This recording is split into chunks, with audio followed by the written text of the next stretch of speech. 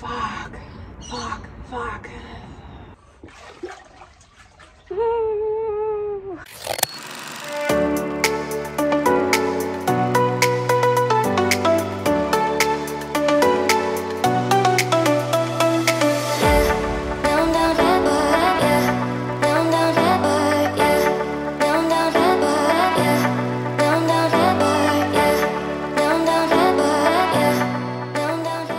Good afternoon, guys, and welcome back to my YouTube channel, The Endo Athlete. Today's video is going to be all things ice baths. Watch out for my butt! As you will see, I've just gone to the gym. So before we get into today's topic on all things ice baths, I'm going to go make myself look a bit more presentable. And while I do, you guys can watch this beautiful clip of me and my partner fixing up the ice bath this morning.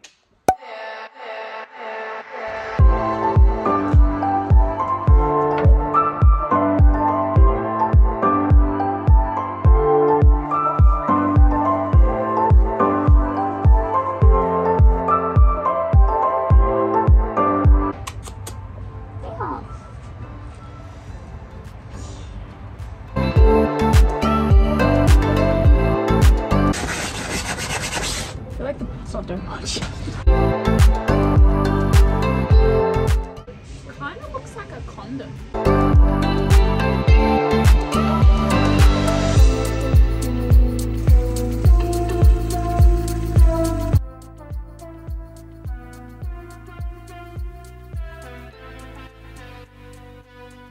Alright guys, I am back, I am clean, I am in comfy clothes, and I've made myself look a little bit more presentable, just a little bit, because let's be real, it's me. And I'm covered in cat hair as always. Vibes. Alright, let's dive in. So ice baths and like cold water immersion I think has been around for a very long time, and I'm sure we are all aware of that. It is something athletes have been doing as like a post-recovery tool for ages and ages. So I think it's now jumped back into like a trend because we are all becoming a little bit more educated, and we've got people like Wim Hof and Andrew Huberman out here educating us, and I think that's fucking awesome. I am very much on the bandwagon. As you've seen from the previous footage, I do have an ice bath. Today we were getting it clean because it's outside and all this shit falls in it, and I just haven't had it clean, I think, since I've had it. Some ice baths are obviously all the rage right now. I thought it'd be really fun to discuss what are the key benefits, like why is everyone doing it, what are the things like you want to know, like what are the key questions that you want answered, and like what's the difference between having a cold shower versus doing like an ice bath. Stay tuned, I'm gonna answer all those questions for you today. Before I dive in, I just wanna make it like super duper clear if that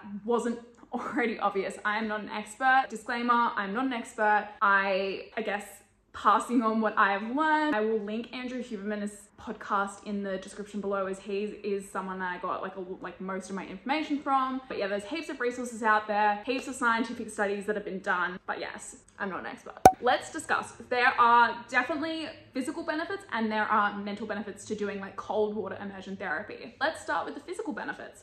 First benefit, improvement of inflammation. Now, this one I kind of struggled to understand a bit. I know that's one of the key benefits, but I didn't quite understand the science behind it, if I'm being super honest. Everyone was just like, scientific evidence backs that there's a reduction in inflammation through cold water immersion, and that's great, but I didn't quite understand more than that. Apart from that, when you submerge yourself into like ice water, your vessels constrict, and then when you get out they slowly release, and that in itself can like improve blood flow and like the lymphatic system and just get things moving, and that somehow correlates with the inflammation. Look, I don't really know, to be honest, but that aspect made me want to try ice baths, is because as I have endometriosis, as you all know now, inflammation is like a huge part of my body. Tackling endometriosis is like a holistic method. Maybe ice baths will improve it, so stay tuned, I will let you know, but that is definitely something that I'm on the lookout for when I do my ice baths. All right, so the second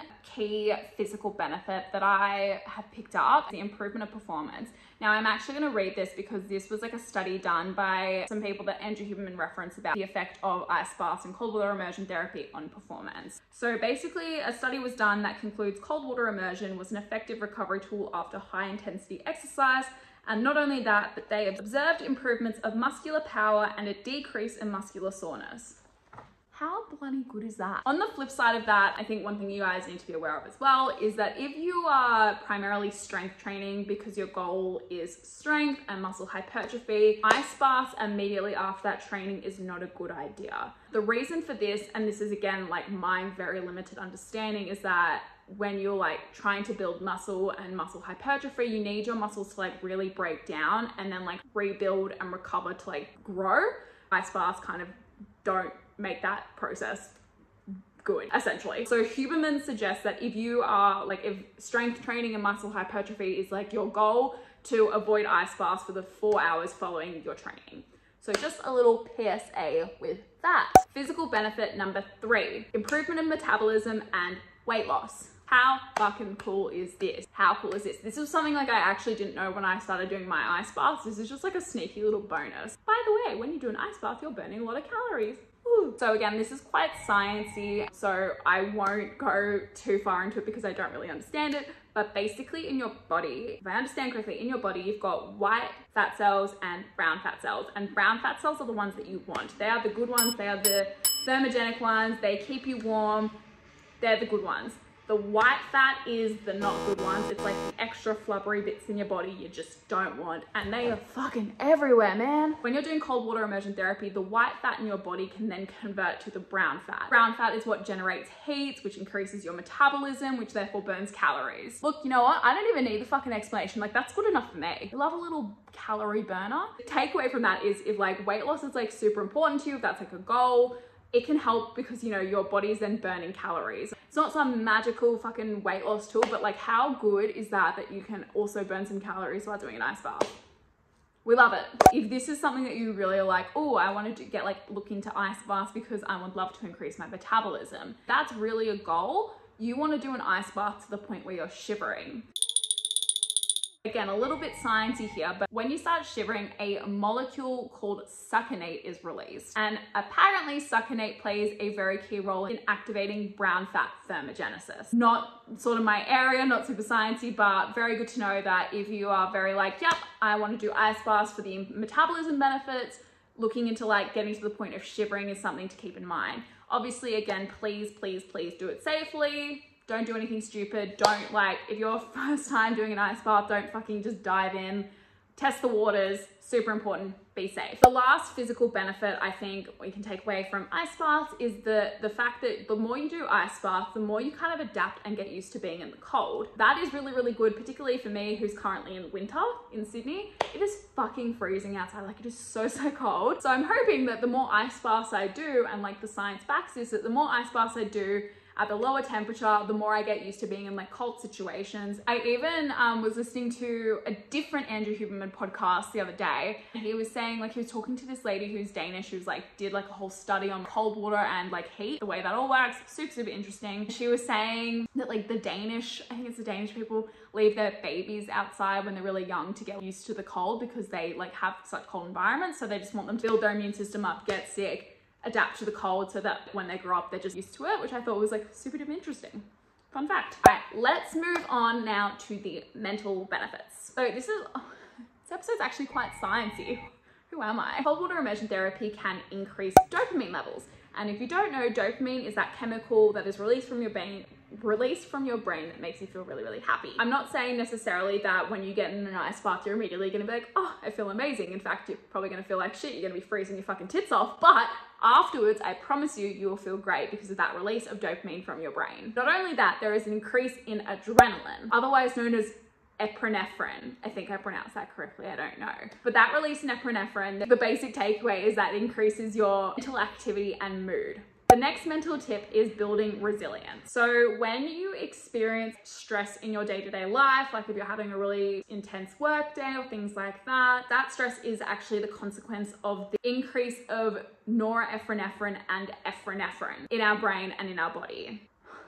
So much science. That release can then be similarly mimicked when you get in cold water and do like cold water therapy. By doing cold water therapy, you are putting your body into an environment of stress. And by repeating it, you are training your body about like how you deal with stress. So like just think, the more you're doing ice baths, you're, I guess, mimicking that stress release. And therefore when you come to your next stressful situation, you might be able to be a little bit more resilient to it, because you've then trained your body through the cold water immersion therapy about how to better tackle stress. If you've been doing ice baths regularly and you're quite comfortable with it now, I mean, God bless you, if you're quite comfortable with it now, you do want to keep increasing that stress level to your body to keep that build of resilience up. You just want to do things that are going to increase that tolerance and increase that load. Like think of it as like progressive overload at the gym. Like you slowly want to increase that stress to your body to keep your body building and adapting and becoming more resilient to that stress. So now I want to dive into some of like the key questions that I think a lot of people would have about ice baths or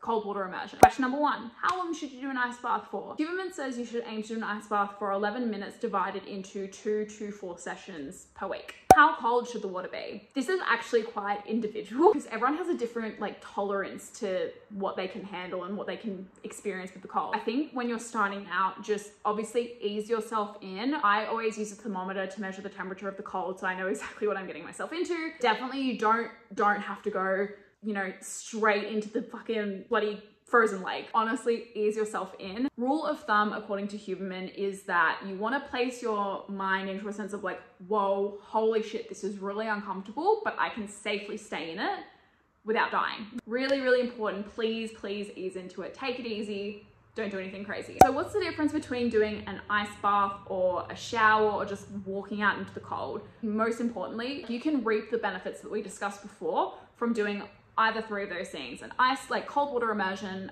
a cold shower, or just walking out into the cold. All 3 of them, you can definitely reap the benefits. But cold water immersion therapy, where you are submerged to your neck with your hands and your feet in the water, is apparently what's going to be most effective. Second to that will be the cold shower, and third to that will be just walking out into the cold air. Cold water is definitely going to be well more effective than cold air.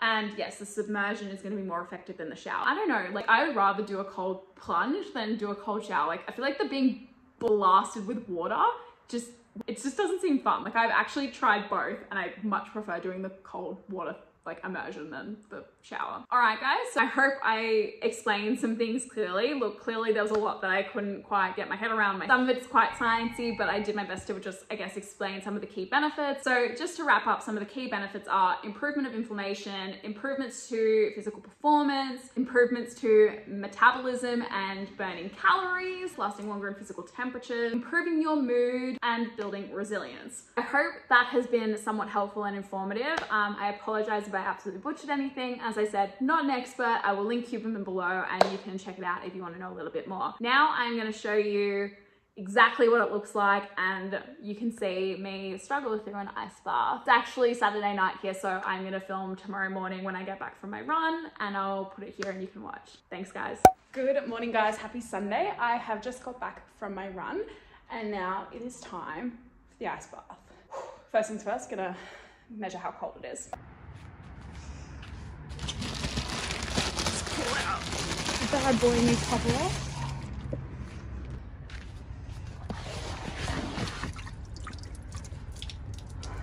A lot cleaner than she has been, which is good. Let's put the temperature on. All right.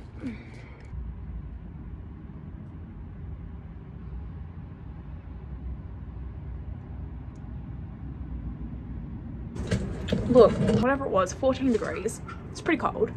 I have done colder, so I'm feeling okay, I think. Oh God, let's go. I am setting a timer for, I think I'll do 3 minutes. So let's do 4 minutes. Timer of, oh, you can't see that. Timer of 4 minutes is going on. I know as well that I said, you know, the most effective technique is to submerge your hands and feet and everything, but I will go up to my neck, but I'll keep my hands out as I don't want to get my watches wet.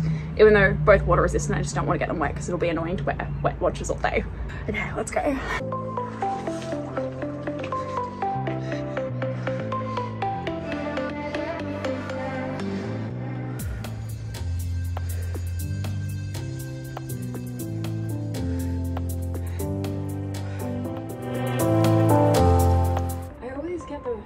urge to pee when I do this. I don't know why.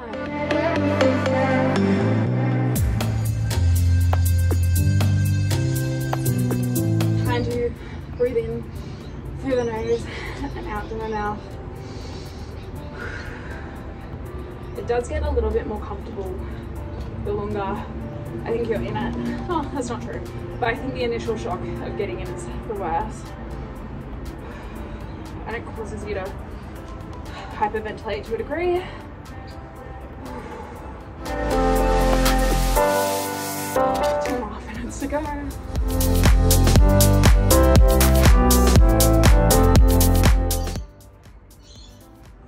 Oh, don't move around, it's worse, it's worse, it's worse.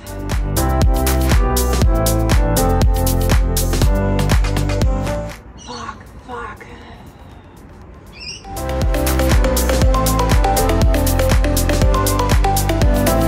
I actually do really need to pee.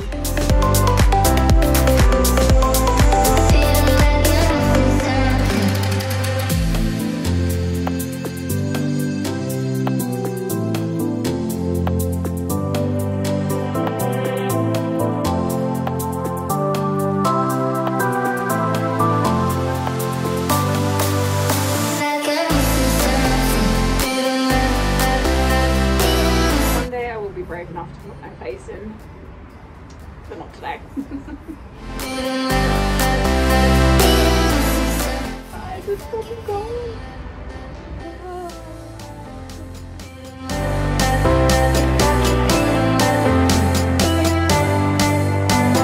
Oh, 15 seconds to go.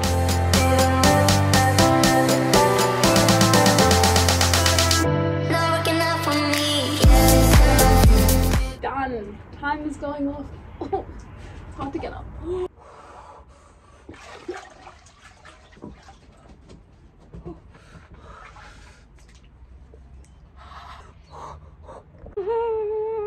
She's cold. She's cold, she's cold, she's cold. Got it done. Waiting for the dopamine to hit. Although I do feel good. Been on a morning run and now done an ice bath. Like, it feels pretty amazing. All right, guys, I will wrap up the video here. I hope you enjoyed it. Please like, subscribe, comment, follow along. I'll be your best friend through the journey. We'll do all the fitness things together.